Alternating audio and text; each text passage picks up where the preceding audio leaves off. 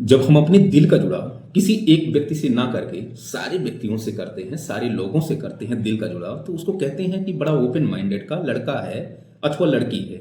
ऐसे ही इकोनॉमी होती है।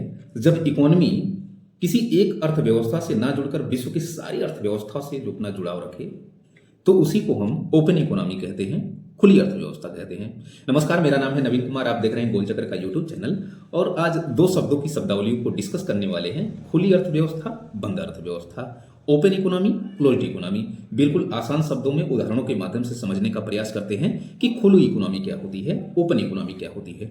खुली अर्थव्यवस्था, जब एक देश की अर्थव्यवस्था विश्व के सारे देशों की अर्थव्यवस्था से जुड़ जाए, मतलब कि विश्व के सारे देशों की अर्थव्यवस्था के साथ अपने व्यापारिक संबंध, आर्थिक संबंध को संपन्न करे, मतलब कि आयात निर्यात को संपन्न करे, तो ऐसी देश की जो इकोनॉमी होती है उसको हम ओपन इकोनॉमी कहते हैं। ठीक ना? मतलब कि हम सारे देशों की अर्थव्यवस्थाओं से, विश्व के सारे देशों की अर्थव्यवस्थाओं से अपनी वस्तुओं का हम निर्यात करते हैं और वहां की वस्तुओं और सेवाओं का हम आयात करते हैं। उसको हम क्या कहते हैं? Open economy. ठीक है ना? तो क्या सारे देशों की जो अर्थव्यवस्थाएं हैं विश्व की सभी देशों की अर्थव्यवस्थाओं से जुड़ सकती हैं? नहीं। हाँ, ज्यादा से ज्यादा खुली या ओपन इकोनॉमी की भांति व्यवहार करती हैं। जैसे कि इंडिया तो कोसोवो से बहुत ज्यादा आर्थिक संबंध नहीं रखता, पाकिस्तान से कटा हुआ है। ऐसे विश्व के सारे देश हैं जो सारे विश्व की अर्थव्यवस्थाओं से नहीं जुड़े हैं। ठीक है ना? कुछ कुछ अर्थव्यवस्थाओं से नहीं जुड़े हुए हैं। हाँ, ज्यादातर अर्थव्यवस्थाओं से जुड़े होने के कारण उनको हम ये कह सकते हैं कि ये देश खुली अर्थव्यवस्था के ज्यादा करीब है। ठीक है भैया?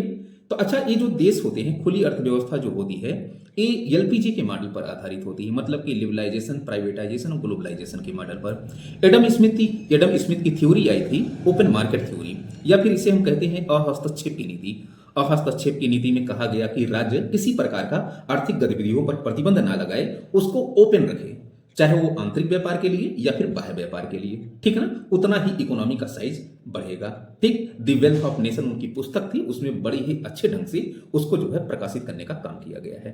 खैर, आते हैं क्लोज्ड इकोनॉमी पे। क्लोज्ड इकोनॉमी एक गाना है कि चल अकेला चल, तेरा मेला पीछे छोटा रही चल अकेला।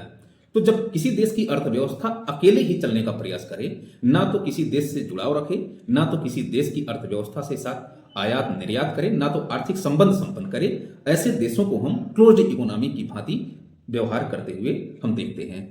जैसे कि इतने समय आप क्लोज्ड इकोनॉमी की तरफ अगर पाओगे तो ज्यादातर उत्तरी कोरिया हो गया, कोसोवो हो गया, नेहरू हो गया, सोलोमन हो गया, तुवालू हो गया, है ना, जो छोटे छोटे हैं, या फिर जो दूसरे देशों की अर्थव्यवस्थाओं से बहुत कम जुड़े हुए हैं, उनको हम क्लोज्ड इकोनॉमी की तरफ पाते हैं। ठीक है भैया?